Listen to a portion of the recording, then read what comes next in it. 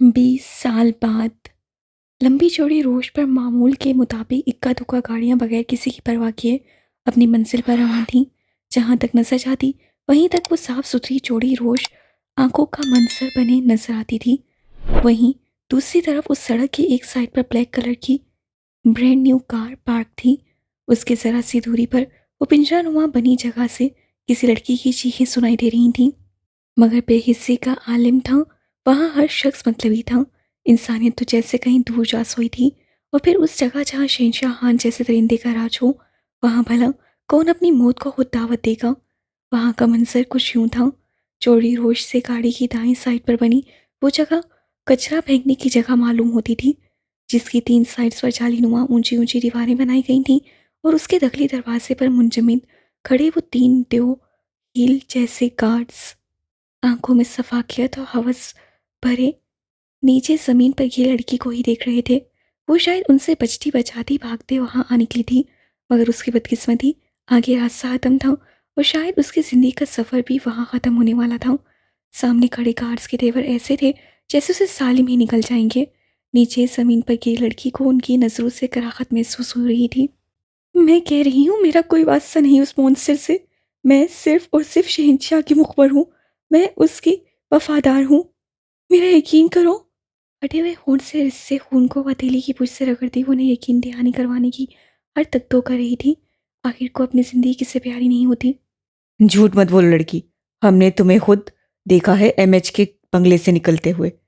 तो फिर यकीनन तुम सब लोगों के पेट की तरह आंखों पर भी चर्बी चढ़ गई होगी। वो मैं नहीं थी।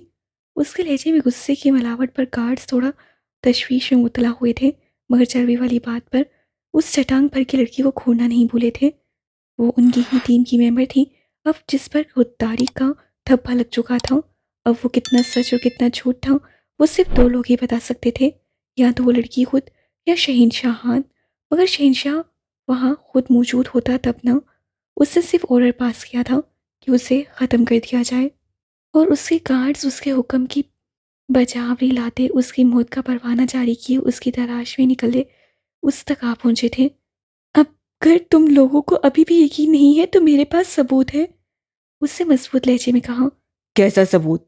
एक गार्ड ने उससे घूरते पूछा। ये इस चिप में है। वो सबूत उससे माइक्रोचिप उनके सामने की थी। मैं यही चिप चुराने एमएच, मेरा मतलब है उस मॉन्स्टर के बंगले पर गई थी। इस चिप में उसकी तमाम खुफिया इंफॉर्मेशन है जो मैंने सोचा वो शहंशाह को दूंगी, मगर उससे पहले ही तुम तीनों किसी नागहानी आफत की तरह मेरे सर पर मुसल्लत हो गए। जमीन से उठते अपनी कोहनी रगड़ते उससे कांटदार लहजे में कहते उन्हें शर्मिंदगी महसूस करवाई थी, और वो तीनों शर्मिंदा हो भी गए थे। मगर फिर एक की दिमाग की घंटी बजी। अगर तुम ये चिप बॉस को देने जा रही थी तो फिर हमें देखकर भागी क्यों? वो उनका शक शायद अभी पूरी तरह यकीन में बदल नहीं पाई थी, इसलिए उनके सवालों का सिलसिला अभी तक जारी था। वो जब मैं वहां से निकली तो मेरी आंख में कुछ चला गया। अभी मैं अपनी गीली आंखों को रगड़ रही थी कि तुम लोगों की आवाज़ें कानों में पड़ी। मैंने धुंधली आंखों से पीछे देखा तो मुझे लगा मेरे पीछे कुत्ते लग गए हैं, इसी में भागने लग गई। मासूमियत से आंखें पटपटाते वो उनकी बेइज्जती पर बेइज्जती किए जा रही थी। उन तीनों ने मुन्ना आकर उस सूली पतली सी पटाहा को देखा जो उनके सामने चूंटी बराबर थी, मगर जुबान खसबड़ लंबी, जिसका मुकाबला अलबत्ता वो लोग नहीं कर सकते थे।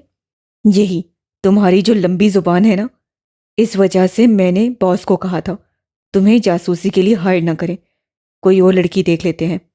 वैसे नीयत तो तुम तीनों की भी पहले दिन से मुझ पर खराब है। चिप बालों में लगी कैचर में छुपाते उससे हाथ झाड़ते एक बार फिर अपनी गजवा लंबी जबान का इस्तेमाल किया था। गाड़ी निकालो वरना इसकी बकवास ऐसे ही जारी रहेगी। अपनी इतनी बेइज्जती पर वो तीनों चेहरा घुमाए गाड़ी की तरफ लपके थे। हाँ तो सच था, अल्लाह पाक ने औरत को हिस्से नवाजा है।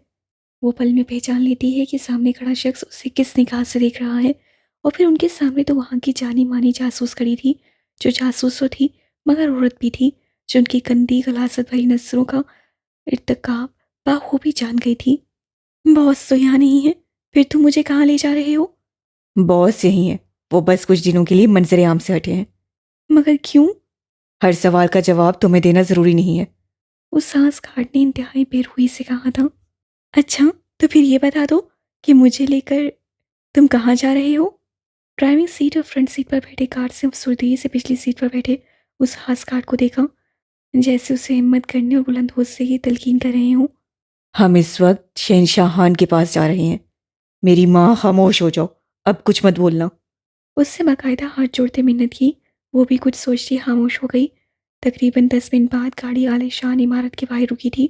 वो चारों उतरते ही इमारत में दाखिल हुए, जिसके बाहर शहनशाह जहांगीर खान और आगे कंपनी के मुतालिक किसी और जुबान में लिखा था। उससे सिर्फ उर्दू आती थी, मगर उससे उनसे झूठ बोल रखा था कि उसे 7 जुबानें आती हैं। तीर की जैसी तेज नजरों से अपने इर्द गिर्द का जायजा लेते वो उन गार्ड्स के हमरा उस जानदार ऑफिस से पहुंची, जहां उसकी पहली नजर सामने ही सरबराही कुर्सी पर बैठे शख्स पर ठहर गई, जो कोई और नहीं शहनशाह खान था। 3 पीस में मलबूस 25 साल वो नौजवान उस शक्ल मर्द था। वेलकम वेलकम मिस अनेरा, कैसी हैं आप? उसकी मुस्कुराहट में छुपा राज, आंखों में उभरती चमक इनेरा से मुखफ़ी नहीं रही थी। मैं ठीक हूँ, मगर आपने मेरे साथ अच्छा नहीं किया। अगर आपको मुझ पर यकीन नहीं था तो मुझे हायर ही ना करते। वो चेयर पर बैठने की बजाय एकदम से भड़क उठी। मैं कोई और काम ढूंढ लेती, मगर ऐसी जगह काम बिल्कुल न करती जहाँ मुझ पर शक किया जाता हो और कभी भी हमला करवा दिया जाए। उससे तंजिया नजर साथ खड़े कार्ड्स पर डाली, जो फौरन सर झुका गए। सॉरी टू से मिस्टर शहनशाह, मुझे पैसों की ज़रूरत ज़रूर है, मगर मुझे मेरी इज्जत आपके दिए पैसों से ज़्यादा अजीज़ है। तो इसलिए आप अपनी ये जॉब किसी और को दे दें और मुझे इजाज़त दें। टेबल पर हाथ मारकर कहती वो भी मुड़ती, पीछे बैठे शख्स की भारी आवाज़ उसे कानों से टकराई। रुके मिस अनेरा। जो वो चाहती थी वही हुआ था। वो रुक गई। से सॉरी टू हर। शहनशाह खान ने अगला हुक्म साथ खड़े गार्ड्स को सुनाया, जिन्होंने फौरन यक जुबान होकर सॉरी कहा था। Now get out. वो तीनों बाहर निकल गए। इन्हें दिल ही दिल में खुशी से छलांगे लगाती, चेहरे पर मखसूस हल्की सजाए। असुलन माफ़ी तो आपको मांगनी चाहिए सर। अपनी मासूमियत का इस्तेमाल करते नेहा ने उस पर जाल फेंका था। शहनशाह खान किसी से माफ़ी नहीं मांगता मिस अनेरा, मगर आज जो बहादुरी आपने दिखाई है उस पर मैं आपसे माफ़ी मांगने से ज़्यादा का रवादार हूँ। उसके इर्द गिर्द घूमते वो मायनी हेजी से बोला था। सर ये लें चिप। मैंने अभी तक इसे चेक नहीं किया, मगर मैं जानती हूँ। आप इसे अभी चेक कर लें। टेबल पर रखे लैपटॉप की तरफ बढ़ती बड़ी होशियारी से उससे शहनशाह खान के ऑफर को मुस्तरद कर दिया था। उसकी बनावटी बौखलाहट को अनेरा की मासूमियत समझते शहनशाह खान भी मुस्कुराता टेबल की तरफ आया और चिप चेक करने लगा। इसमें तो वाकई बहुत ख़ास इन्फॉर्मेशन है मिस अनेरा, वेल डन। उससे तारीफी अंदाज में कहा। बहुत शुक्रिया सर। खुशी से कहते अगले ही लम्हे उससे लहजे में हिचकिचाहट समेटी थी। सर मेरा बोनस। अनीरा ने बात अधूरी छोड़ी। ज़रूर, क्यों नहीं। शहनशाह खान ने फौरन साइड दराज से नोटों की 2 गठियाँ निकालते उसके सामने टेबल पर रख दी। बहुत शुक्रिया सर। मैं आगे भी कोशिश करूंगी ऐसे ही आपके लिए मुफीद रहूं। अब मैं चलती हूँ। पैसों को दोनों हाथों में झपटती इससे पहले शहनशाह खान मजीद कोई बकवास करता, अनीरा वहां से निकलने वाली थी। बाइक सड़क किनारे घर के बाहर रुकते उससे हेलमेट उतारा था। फिर इर्द गिर्द देखते सर पर रखा हुड मसीह चेहरे पर फैलाया और लंबे लंबे ढाक पर थी लंबी रोश पार किए वो सामने मौजूद बुलंद वाला इमारत के आगे आ रुकी। वो इमारत जो अपने आप में खूबसूरती की एक मिसाल जैसी थी, जिसकी तामीर के तरीक़ेकार से अंदाज़ा होता था कि बनवाने वाले ने पैसा तो खर्च किया ही है, मगर उसकी डिज़ाइनिंग और खूबसूरती को हर तरह से उभारने की भी कोशिश की है। और ये वही इमारत थी जिसमें रहना हमेशा से नीरा की कुछ ना कभी ना पूरी होने वाली ख्वाहिशों में से रही थी। वो जितनी भी गर्दन उठाती उसकी नज़र उस इमारत की बुलंदी तक जाते थक जाती थी। गार्ड ने उसको पहचानते उस बड़े से गेट को वार किया था। आज वो दूसरी बार वहां आ रही थी।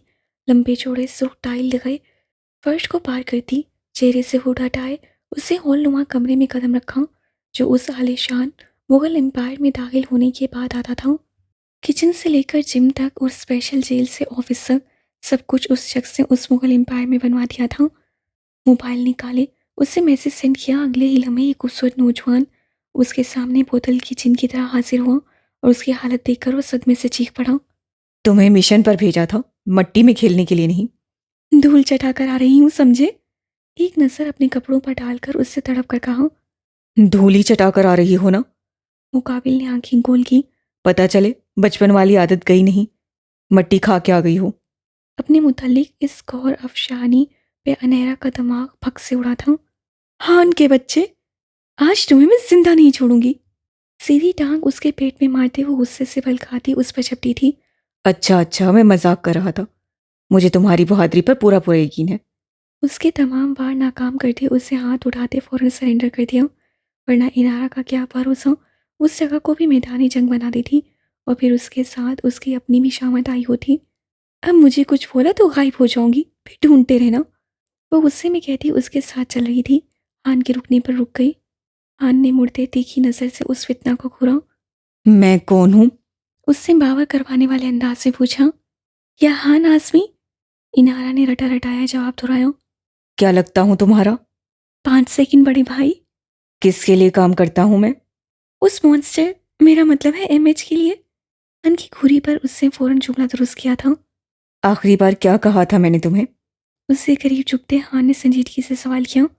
अगली बार भागने की कोशिश की तो तुम मेरी टांगें तोड़ दोगे। इनारा ने बतीसी निकाले उसकी दी धमकी दोहराई थी। तो फिर याद रखो, मैं ऐसा कर भी सकता हूँ लिटिल डॉल। उसका गाल खींचते हान ने नरमी से मगर सख्त लहजे में कहा था। फिर तुम मुझे व्हीलचेयर गिफ्ट करोगे? इनारा ने कतरे चहकते हुए सवाल किया। जवाबन हान का हाथ अपने सर को पहुंचा था। वो कुछ भी कह लेता, कितनी बार आंखें दिखा देता, मगर इस लड़की ने कसम उठा रखी थी कभी सीरियस नहीं होना है।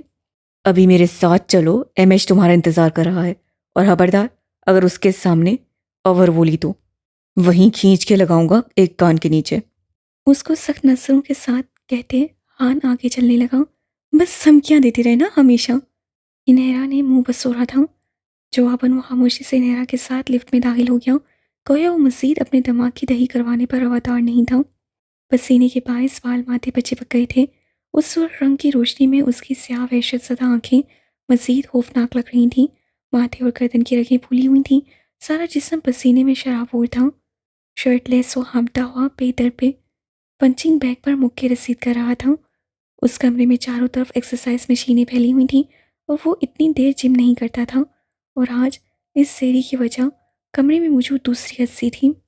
कमरे में सुर्ख रोशनी ऐसी थी कि इंसानी आंख साफ साफ कुछ भी देखने से आ रही थी, मगर उस चेयर पर बंधे शख्स से आंखें घुमाई थीं। पहली नज़र ज़मीन पर पड़ी सफ़ेद शर्ट पर पड़ी थी, फिर उसकी नज़र उस शख्स के ताक़ुब में गई जो पूरे जोश से एक्सरसाइज कर रहा था। उसका सांस फूला हुआ था। मुकाबिल की जसामत का अंदाज़ा लगाते पल को उसके रोंगटे खड़े हुए थे, मगर फिर अपना मफलूज जिस्म हिलाने की कोशिश करते उससे हाथ पैर मारे थे। उन आवाज़ों पर मुकाबिल ने गर्दन घुमाकर उसे देखा। काफी गहरी नींद सोए हुए थे। उसकी सरसराती आवाज़ पर रस्सियों से बंधे शख्स ने गौर से देखते उसे पहचानना चाहा। डार्क ओल। उससे खुद ही अपना तारुफ दे दिया। ड- ड- डार्क ओल। खौफ के बायस उसकी जुबान के साथ सारा वजूद थर थर कांपने लगा। डार्क ओल के महज नाम से ही लोगों की रूहें तक कांप जाती थीं और वो तो फिर उसके शिकंजे में कैद पड़ा रहा था। मैंने कोई गलत काम नहीं किया, तो फिर तुमने मुझे कैद क्यों किया है? जोर जोर से चेहरे हिलाते वो खास बाख्ता सा उसे बताने लगा। डार्क ओल चलता उसके चेहरे के करीब आ रुका। तुमने अभी तक कोई गलत काम नहीं किया, मगर जल्द या बते तुम एक गुनाह सरजंद करने वाले थे। और डार्क ओल अपने दुश्मनों को इतनी मोहलत भी नहीं देता कि वो उसे दुश्मनी मोल लें। मगर मैं तो तुमसे दुश्मनी मोल लेने का सोच भी नहीं सकता। डार्क ओल, तुम्हें ज़रूर कोई गलत फहमी हुई है। छोड़ दो मुझे। वो गिड़गिड़ाने लगा। तुम मेरे बदले के बीच आ रहे हो मुराद, और उससे बड़ी दुश्मनी तुम मुझसे क्या मोल लोगे? उससे करीब झुकते डार्क ओल ने अपनी वहशत ज़दा नजरें उसकी खौफ टपकाती आंखों में गाड़ी थी। पल को डार्क ओल को देखते गजनफर की हैरत से आंखें फैल गईं। तो तुम ए, ए, वो मज़ीद कोई लफ्ज़ कहता, डार्क ओल ने उसकी गर्दन इतनी शिद्दत से मोड़ी थी और अगले लम्हे एक जानिब को लुढ़क गई। लिफ्ट के रुकने पर वो दोनों चलते उसके जिम के बाहर आ खड़े हुए थे। जिम का दरवाज़ा बंद था, जिस पर हान ने मोबाइल निकालते उसे मैसेज किया और हुड वहीं इंतज़ार करने लगा। उसे नज़र घुमाई जहाँ इनायरा सर दाएं बाएं हिलाते बेयकीनी से उस सारे मंजर को आंखों में कैद कर रही थी। उस हॉलनुमा जगह पर हर दीवार को मुख्तलिफ डिज़ाइनों के शीशों से मेज़ीन किया गया था। चारों तरफ बड़े गुलदान रखे थे जिनमें खुले तरोताज़ा दिखने वाले फूल इस बात के गवाह थे कि उनकी बाकायदा केयर की जाती है। क्या देख रही हो? देख रही हूँ ये मॉन्स्टर कितना अमीर है। हाँ, वो तो है। हान ने लापरवाही से कंधे उचकाए। मगर ये इतना पैसे इस मॉन्स्टर के पास आया कहाँ से? मेरा मतलब है कोई डाका डाला या किसी की जगह पर कब्जा किया? इधर उधर घूमते ही नीरा ने नया शोशा छोड़ा था। फजूल मत बोला करो नीरा। कितनी बार कहा है? हान ने उसके पीछे आते उसे रपटा। वो उससे बात कर रहा था। जिम से बाहर निकलते डार्क ओल के कदम किसी लड़की की आवाज़ पर रुके थे। अब ऐसा भी क्या कह दिया मैंने? और कौन सा वो मॉन्स्टर हमारी बातें सुन रहा है? मुकाबिल ने बेसाख्ता लफ्ज़ मॉन्स्टर पर साथ दीवार में लगे शीशे में अपना रूप देखा। मुझे समझ नहीं आता इनेरा, एमएच जैसे प्रिंस चार्मिंग से तुम्हारी क्या दुश्मनी है? तुम जानती भी हो तुर्क लड़कियां मरती हैं उस शहजादे पे। उसकी पीठ को हल्के से देखते हान बोलता चला गया। और एक तुम हो जो हर वक्त उसे मॉन्स्टर और जाने क्या क्या बुलाती रहती हो। और पीछे पलटते ही खान का जुमला तोड़-फोड़ का शिकार हुआ था। मगर नैरा मैडम अपनी दुनिया में मस्ती फिर बोली, मरती होंगी तुर्क लड़कियां, मगर मेरी नज़र में तो अभी तक सिर्फ एक जिनसादी ही आई है जो तुम्हारे उस प्रिंस चार्मिंग पर मरती है। उसकी नतनई खबर पर एमएच ने आईब्रो झुकाई, जबकि उसके सर तासुरात बांधते हान हर मुमकिन कोशिश से कोनी मार्टा अपनी इकलौती बहन को चुप करवाने की कोशिश कर रहा था।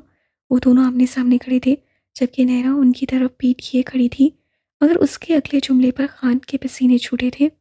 और तुम कहते हो उसे मॉन्स्टर ना कहूँ? पता है खान, मैं तो उसके किस्से सुनकर सोचती हूँ कि वो पैदा ही मॉन्स्टर टाइप हुआ होगा। वो जैसे दरिंदे वैशी नहीं होते जो जंगलों में पैदा होते हैं, बिल्कुल वैसा ही। Monsters are unborn, they are created. उसकी बाहरी दहशत सदा आवाज़ पर इनायरा की जहाँ बोलती जुबान रुकी थी, वहीं हान का दिल उछलकर हालत में आया था। कहाँ लोगों को उसकी मौजूदगी में सांस लेते भी खौफ महसूस होता था, और कहाँ वो चट्टान भर की गज पर लंबी जुबान रखने वाली लड़की उसकी शान में कसीदे पर कसीदे पड़ी जा रही थी। मगर यहाँ इनायरा मैडम के भी छक्के छूटे थे। अपनी गज पर लंबी जुबान पर अफसोस करते इनायरा खान के पीछे हुई थी। खान अपनी बहन की कार्रवाई पर शर्मिंदगी से सर झुका गया। Come here right now. इससे हुक्म पर इनायरा मुठ्ठियां भींचे हिम्मत करती आगे आई। Look up into my eyes now. वो एक बार फिर धाड़ा। वो वजह थी या कुछ और? इनायरा ने फौरन गर्दन उठाई थी। उसकी नजर गले और सीने पर लगे कट के निशानों पर रुक गई। यहाँ जिस काम के लिए आई हो वो करो, वरना मैं दूसरी सांस लेने की मोहलत नहीं बख्शूंगा। इस वहशत सदा सी आवाज़ पर कपकपाती नैरा ने झट से हाँ नामिस गर्दन हिलाई। उसे कुछ समझ नहीं आ रही थी, हाँ बोलना है या नहीं, जबकि खान तो उस वक्त को खोज रहा था जब उसने उसे वहाँ बुलाने का सोचा था। Get out. अपना बैग थामे उसने पीछे की जानिब दौड़ लगा दी। और तुम?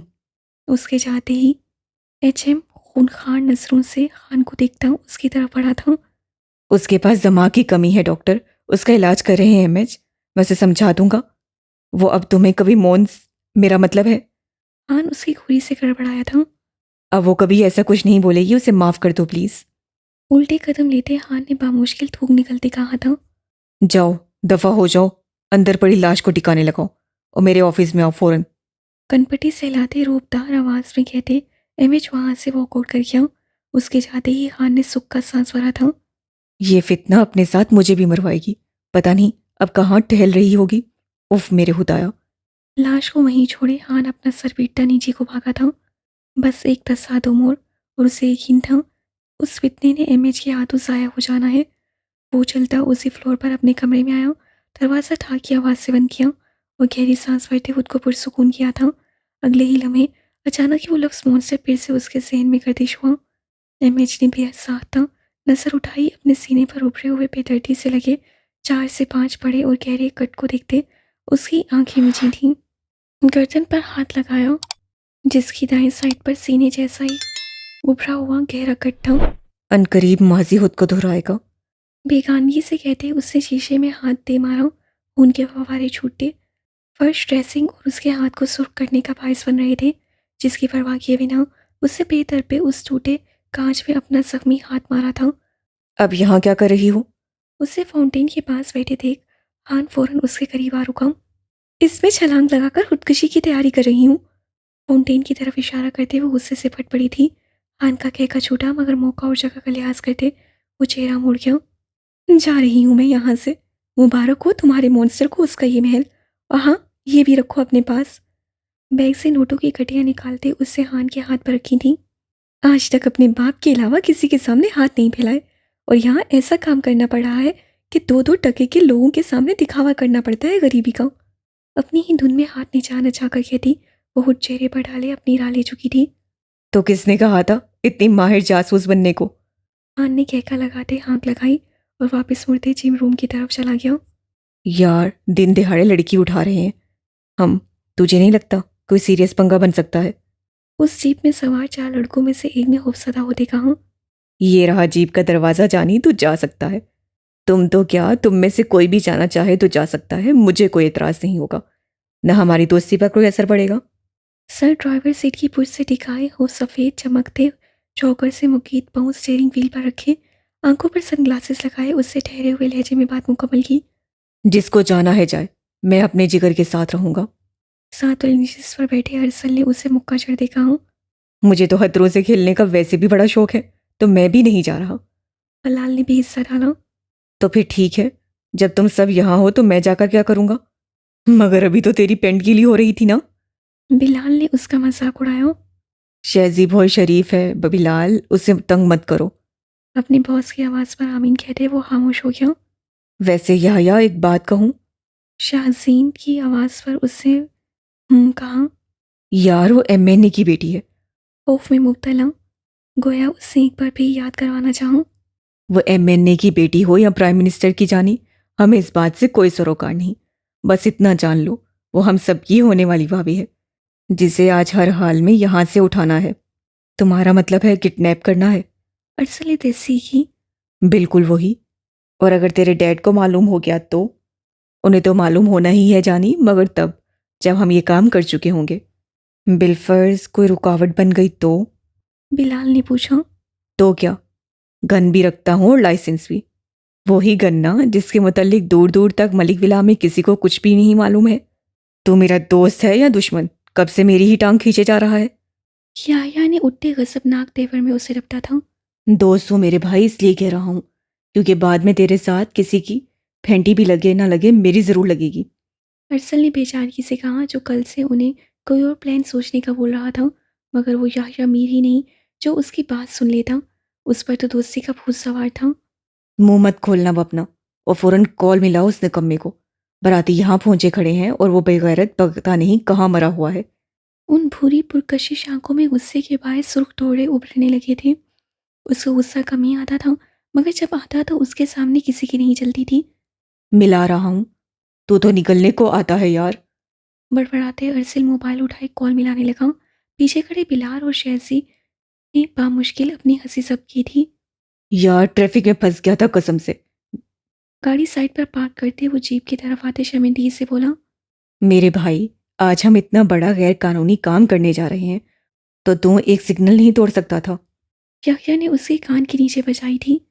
अब थोपड़ा तो मत बिगाड़ मेरा, ये ना हो तेरी भाभी पहचानने से इनकार कर दे। उसकी लाचारगी पर वहां सबके कहके छूटे थे। चलो सब आ गए हैं तो फिर प्लान को सरअंजाम देने का वक्त आ गया। पहले सब कलमा पढ़ लो। शहजी की आवाज़ पर उन सबके कदम रुके थे। जानी, हम लड़की उठाने जा रहे हैं, वजू करने नहीं। याया ने उसे लताड़ा था। मेरा दावा है अगर शैजी जैसा कोई किडनैपर हुआ ना तो पहले वो लड़की से इजाजत मांगेगा और फिर उसे किडनैप करेगा। मैं कभी किडनैपर नहीं बनूंगा। उससे हफ्की से कहा। बिल्कुल, तू तो एक मच्छर नहीं मार सकता, किडनैपर हाक बनेगा। ये तुम सब लोग घर जाकर डिसाइड करना अगर इस काबिल रहे तो। बिलाल के बाद अरसल की आवाज़ उभरी थी। जब घर वालों को पता चलेगा हमारे इस कारनामे के बारे में, तो मुझे यकीन है अगले दिन सबके चेहरे सूजे हुए होंगे। हो गया तुम सबका, तो अब काम की बात पर आओ। याया की आवाज़ पर वहां सब सीरियस हो गए, जबकि यूसुफ कॉल पर मौखू था। हाँ, अंदर सब सेट है। उससे आकर बताया। तो मैं तुम सबको एक बार फिर एक्सप्लेन करने लगा हूँ, गौर से सुनना। मैं और यूसुफ इलेक्ट्रिशियन बनकर अंदर घुसेंगे। अरसल और बिलाल, तुम दोनों गेट पर पहरा देते गार्ड्स का ध्यान बटाओगे। शैजी, ये दोनों जैसे अपना काम करेंगे, तुम ट्रोल को उस बंगले के अंदर इस खिड़की से भेजोगे और सारी सूरत हाल से हमें आगाह करोगे। अंदर कितने गार्ड्स हैं और कहाँ कहाँ हैं सब। Is that clear? यस।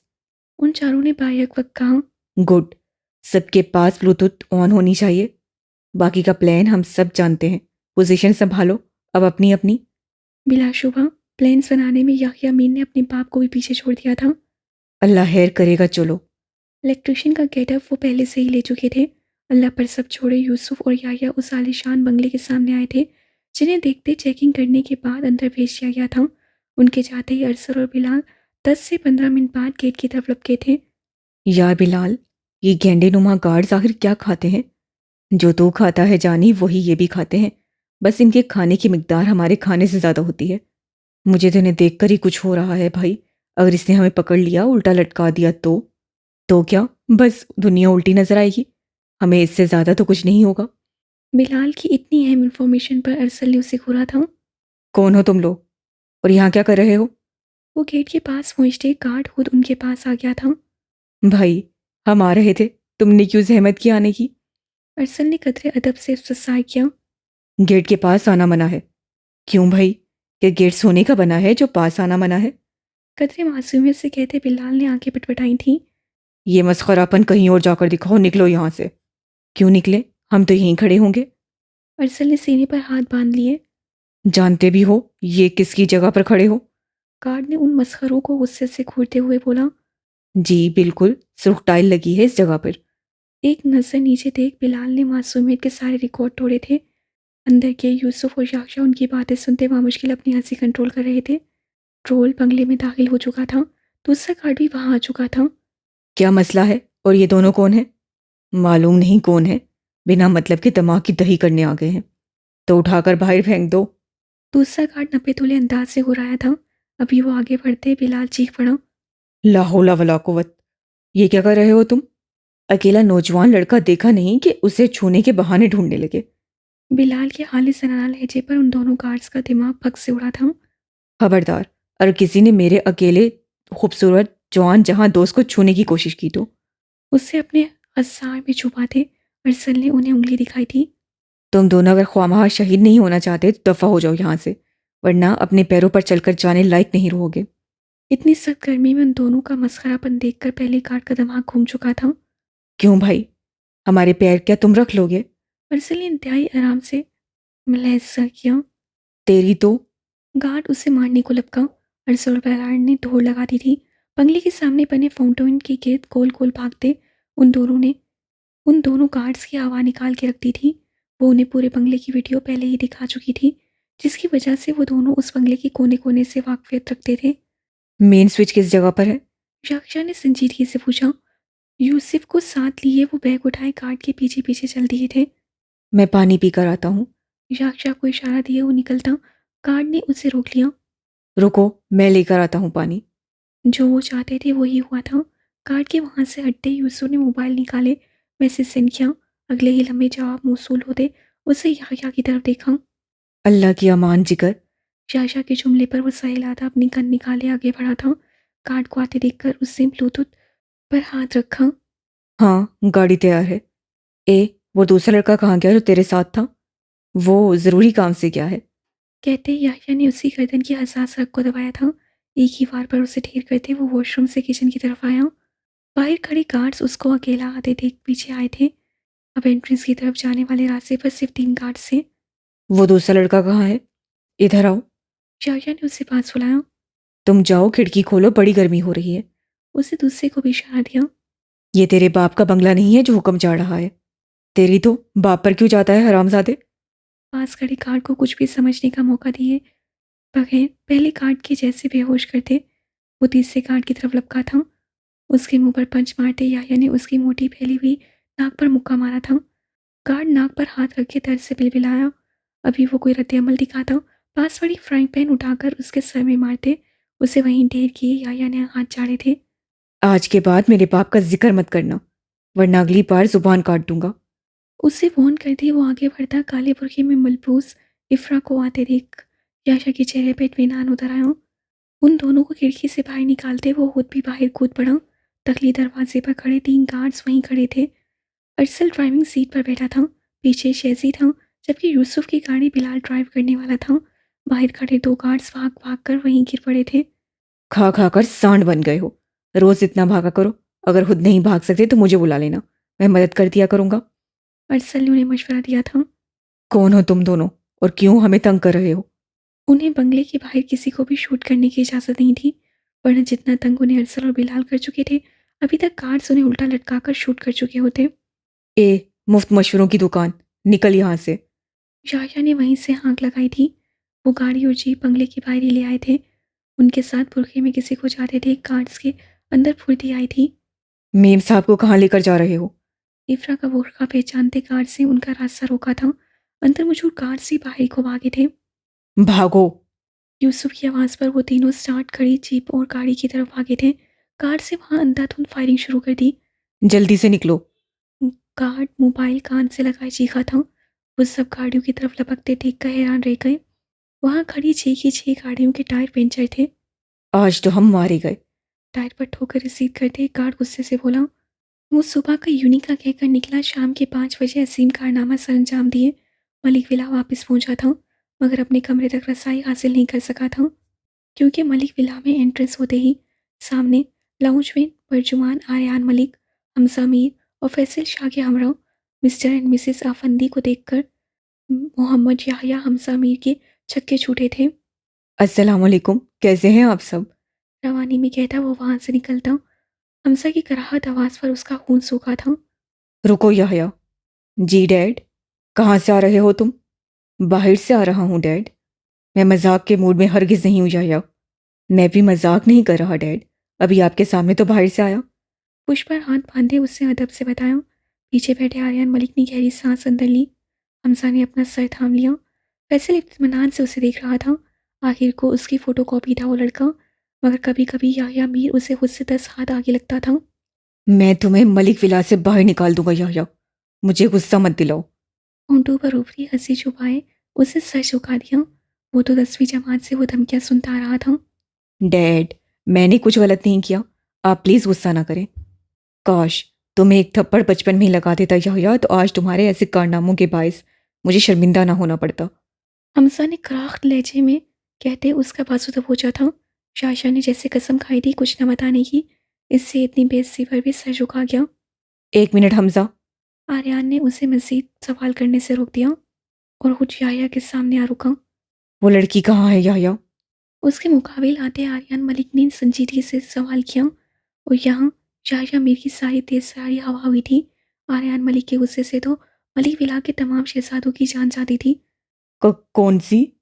झूठ से मुझे सख्त नफरत है याह्या, इसलिए सोच समझ कर बोलना। मैं दूसरा मौका नहीं देता। उसके सख्त तेवर देखकर याह्या ने बामुश्किल थूक निकला था। मिस्टर एंड मिसेस आफंदी उसे खा जाने वाली नसों से खो रहे थे। वो अपनी सही जगह पर है चाचू। उसने गर्दन झुकाए कहा। तुम होते कौन हो मेरी बेटी के बारे में सही गलत फैसला करने वाले? बोलो, कहाँ है मेरी बेटी? मिस्टर अफंदी हत्ते से उखड़े थे। मिस्टर एंड मिसेस अफंदी से मलिक विला के बहुत पुराने और गहरे ताल्लुकात थे, जिनको समाना दोस्ती के नाम से जानता था। जब उन्हें इत्तला मिली कि कुछ लोग उनकी बेटी को वहां से ले गए हैं, तो वो दोनों फौरन ऑफिस से बंगले पर आए थे। सीसीटीवी फुटेज देखते उन्होंने पहली ही नज़र में उस नौजवान जिसका नाम याह्या मीर था उसे पहचान लिया था। अंकल, आपकी बेटी जहाँ भी है खुश है। आपको फिक्र करने की जरूरत नहीं है। उस सहखन लहजे में फनकारा।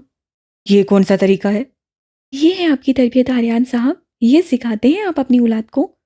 हमसा कुछ बोलता। मिसेस आफंदी गुस्से से चिंगारी थी। याह्या ने हमसा के झुके सर से नजरें हटाई। आर्यान की तरफ देखा, जिसका चेहरा एहानत के बायस सुर्ख पड़ चुका था। आप ज्यादा बोल रहे हैं अफंदी साहब। फैसल बामुश्किल खुद पर सब रखे धीमी आवाज से खोया हुआ। एक मिनट पार्टनर्स, इन्हें जवाब मैं देता हूँ। याह्या ने फैसल को चुप रहने का कहते कॉल मिलाई जो पहली बेल पर उठा ली गई थी। एक लफ्ज अब मुझसे मत निकालिएगा। मिस्टर एंड मिसेस अफंदी को वार्न करते उससे कॉल लाउड स्पीकर पर डाल दी। हमसा, आर्यान और फैसल अन्नूस खामोशी से उसकी सारी कार्रवाई देख रहे थे, जबकि मिस्टर एंड मिसेस अवंती का बस नहीं चल रहा था उस लड़के का हशर नशर करते। हेलो। यूसुफ की भारी आवाज़ स्पीकर से उभरी थी। हाँ यार, जरा भाभी से बात करवाना। ओके। बिना किसी सवाल के उसने मोबाइल साथ खड़ी इफ्रा को थमा दिया। भाभी। हाँ याह्या बोलो। भाभी, मैं कुछ सवाल पूछूंगा।